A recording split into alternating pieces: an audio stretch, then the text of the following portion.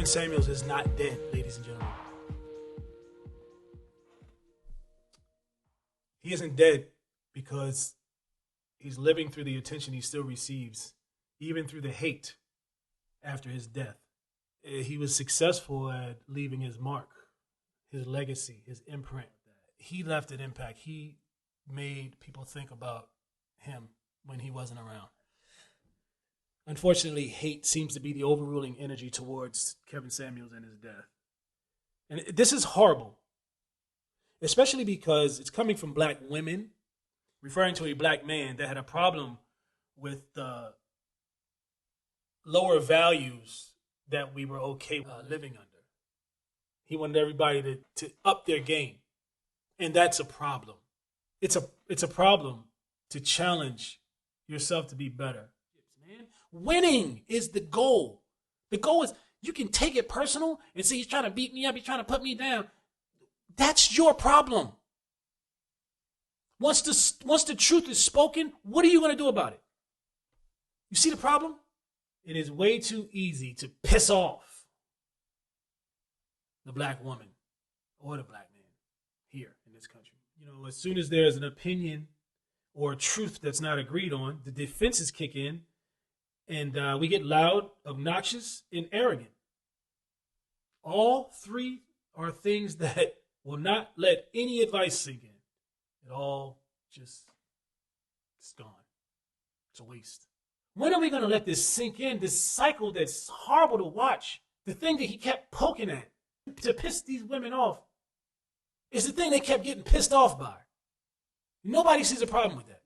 Is this a thing with us? Is that challenge is frowned upon because it means that you're disrespecting me. Men too.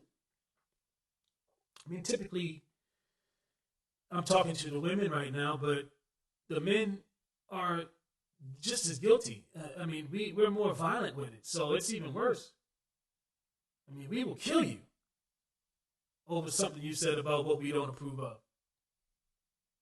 You know, all the while, you never challenge your possibility to be a better person or challenge those around you to be better people. Oh, who cares, right? I mean, what does it matter? You've got your money in the bank. You don't need nobody telling you what to do with it or your life. You made it on your own and you don't mind dying on your own. That's how we talk. This is dangerous because so many things are being overlooked. We have a huge unity problem in this country. We are all over the place. We can't stick to anything long enough to be taken seriously by any other race or nationality. I mean, unless you're talking about entertainment. We got you, man. If you want us to sing for you, dance, play some sports, act a fool, fight, what you want. We got you, man. So is that our legacy? Is that our legacy as a people? Well, the unity starts with conversation. That is the type of conversation that Kevin Samuels was trying to have with people, mainly women of our community. He knew who would be attracted to his content. Those who love drama, loud talking, independent women's speech. I don't need no man. He was trying to unite them with the man that he believed they didn't know they needed. But it's way easier to respond to his knocks on our community flaws with opposition and loud talking over him to try and get your words, your angry words, out without having anything constructive to state. It's easier to do that. It's much easier. It leaves no responsibility to changing anything he's saying. I mean, you're fat. What, motherfucker? I did it. Okay, never mind. Sorry. But that wasn't him. He didn't apologize. And that's what you didn't like about him. If he was nice, you wouldn't respect him.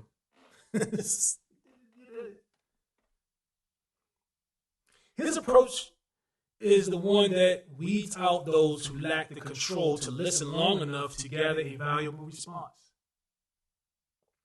No one could shut him up because he knew who he was dealing with.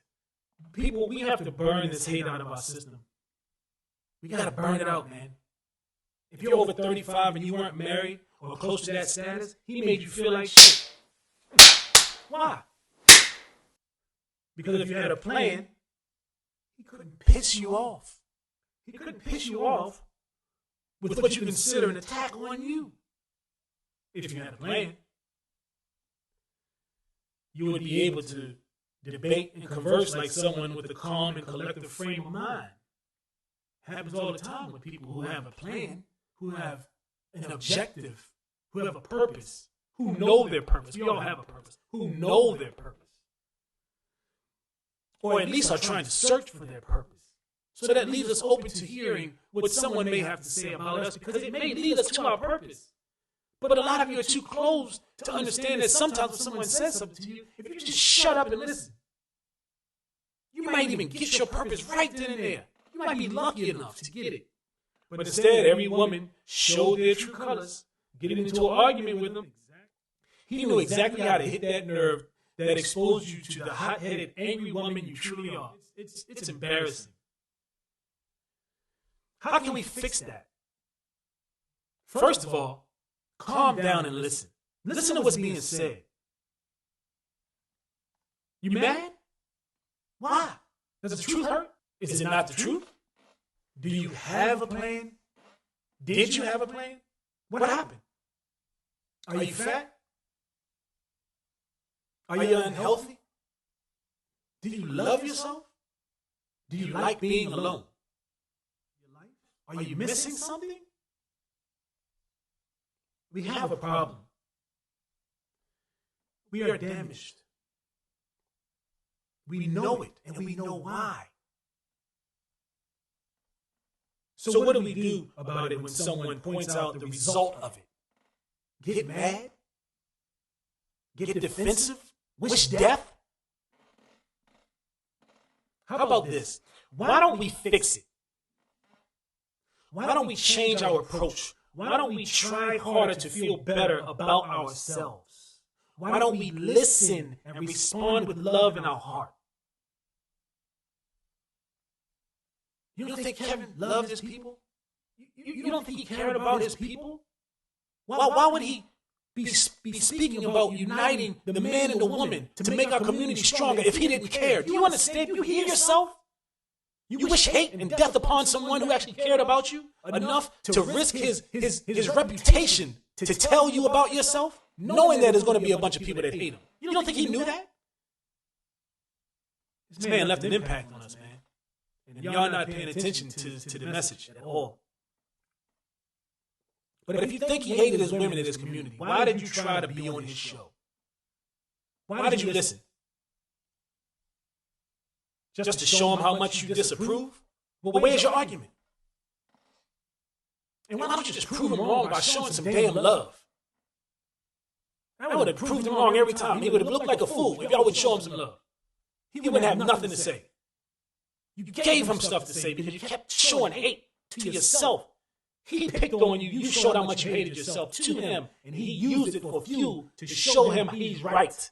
You never proved him wrong, not once.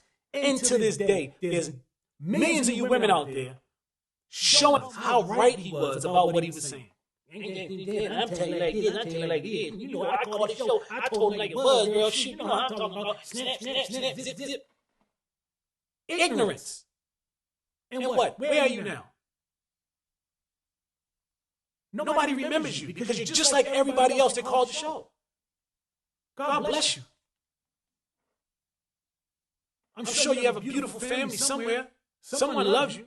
But in that moment, nobody gave a damn about you because you looked just like everybody else. You didn't stand out. Yeah, I know what they're going to remember me because what I said. Nobody thinking about you no more. You're just like everybody else. What did you do different?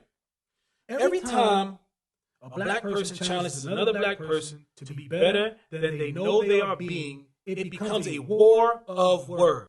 If you really disagree that much, wish the best and move on. If you really thought he was spewing hate, wish him the best and pray for him. We have to stop responding to words of advice with hate. Let them speak your truth with rational thinking and prove your point without starting a war. We can be better, people. Karma for challenging ignorant people to not be ignorant should result in someone claiming karma should take their life, or that's what karma did, got his life because he was disrespectful. Disrespectful to who? The truth? Are you out of your mind? What are we doing? He didn't wish death on anyone. Not one person did he wish death on. He told you that you might result in dying if you don't take care of yourself a lot sooner than you would if you did. That hurts to hear that. They can't argue the truth, man. But y'all sitting around here trying to argue the truth, and you sitting over here fat and can't breathe, walking up 2 flights of stairs.